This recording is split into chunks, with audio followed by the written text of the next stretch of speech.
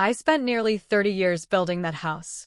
Not with my hands alone, but with every sacrifice, every late-night shift, and every single dollar I managed to save. When my husband Michael and I first bought the land, it was nothing but a quiet, empty lot at the edge of town. People said we were crazy for choosing it. There were no paved roads yet, no proper streetlights, barely any neighbors. But Michael had stood there one evening, looking across the field glowing under the sunset, and said, "One day this will be the place where our family grows." And he was right. We built that home piece by piece. First, a small 2-bedroom structure. It wasn't fancy, but it was ours. Over the years, we expanded it, adding a larger living room, a bright sunroom, and eventually the kitchen I loved so much. The kitchen was always the heart of the house.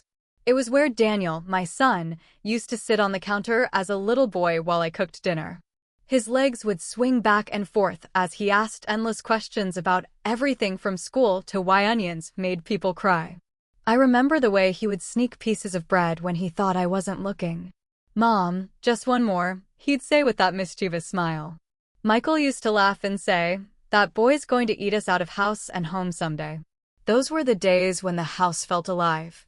After Michael passed away 10 years ago, the silence became heavy. Every room seemed to echo with memories. But the kitchen still comforted me.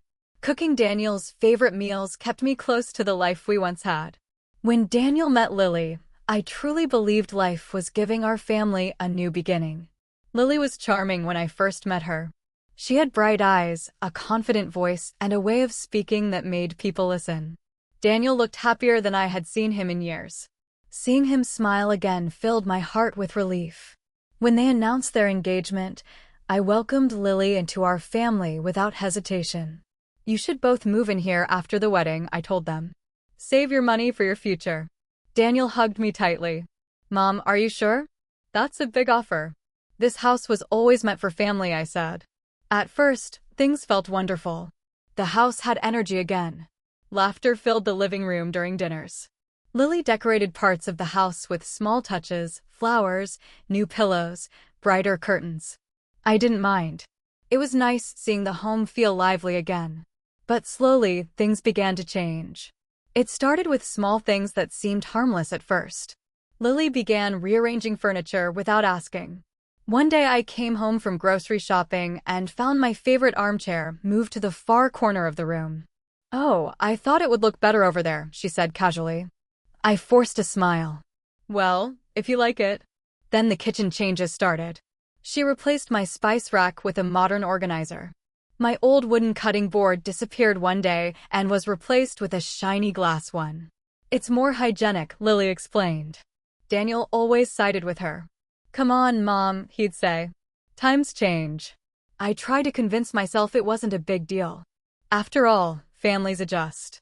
But something inside me slowly began to feel pushed aside. The house that once carried my memories was slowly becoming a place where I felt like a guest. And deep down, though I didn't want to admit it yet, I could feel something else growing in that house. Not warmth, not family, but tension. At first, I told myself I was imagining things. After all, adjusting to living with another adult, especially a young couple, was bound to bring small disagreements. I reminded myself that Lily had grown up differently, with modern tastes and different habits.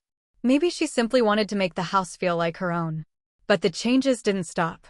Within a few months, the house barely looked the same. The warm beige walls Michael and I had painted together were suddenly too dull, according to Lily.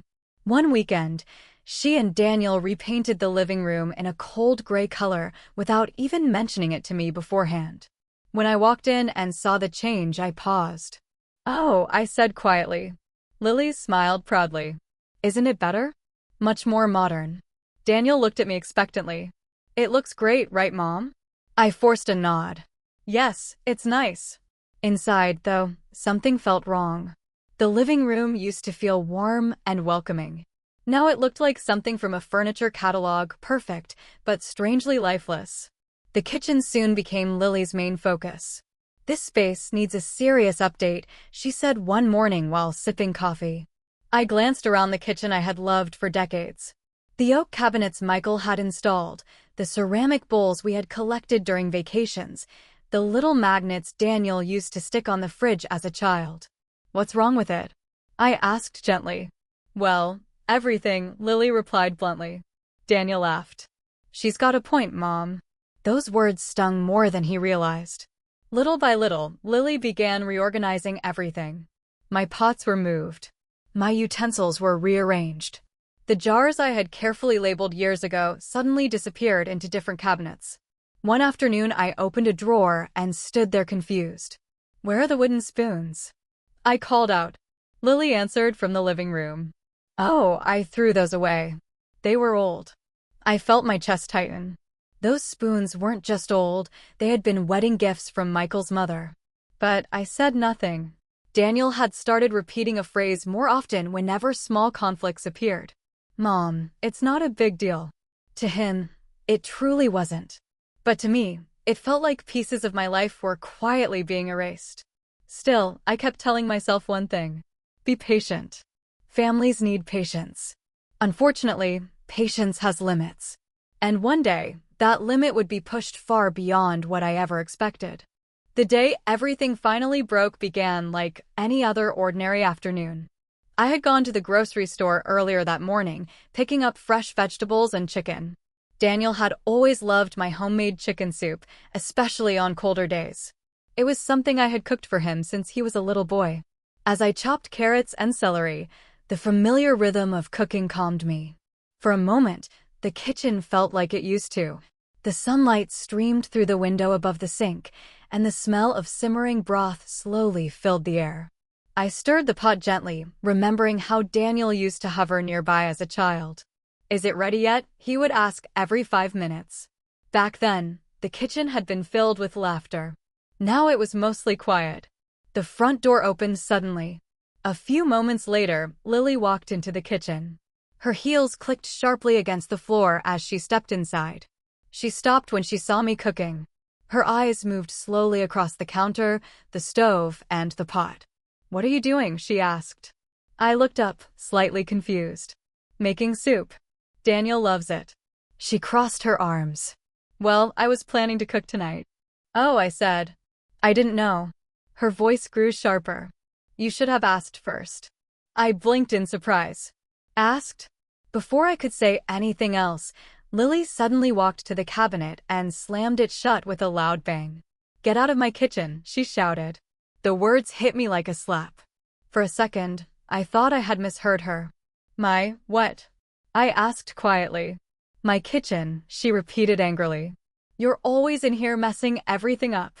My hands trembled slightly as I held the spoon. This was the kitchen I had used for decades. The kitchen Michael built with his own hands. At that moment, Daniel walked into the room. He looked from Lily to me. "What's going on?" he asked. Lily pointed toward the stove. I told her to stop taking over the kitchen.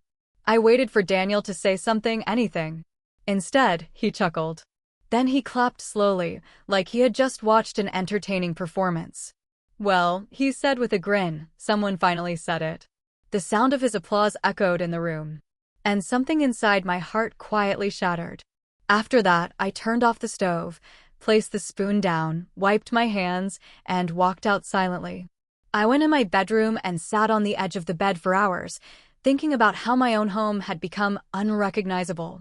For the first time in years, I realized the house was mine legally and completely, but emotionally, it had been stolen.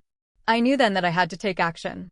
Over the next few days, while they went about their plans for the house, I quietly contacted a real estate agent. The house sold within a week to a new owner. When Daniel and Lily found out, they were shocked beyond belief. Their confidence disappeared, replaced by panic and regret. That night, Daniel knocked on my bedroom door. "Mom, I didn't realize how bad it was," he said quietly. I shouldn't have laughed. "I'm sorry." I smiled gently. Some lessons can only be learned the hard way. 30 days later, they moved into a small apartment across town. And as for me, I moved into a quiet cottage not far from the park. It was smaller than the house I built, but it felt peaceful. Months later, Daniel visited me, holding flowers and tears in his eyes. I miss how things used to be, he admitted. I hugged him tightly. So do I. Because the truth is simple, a home isn't just made of bricks and walls. It's built with respect. And when respect disappears, even the most beautiful house becomes empty.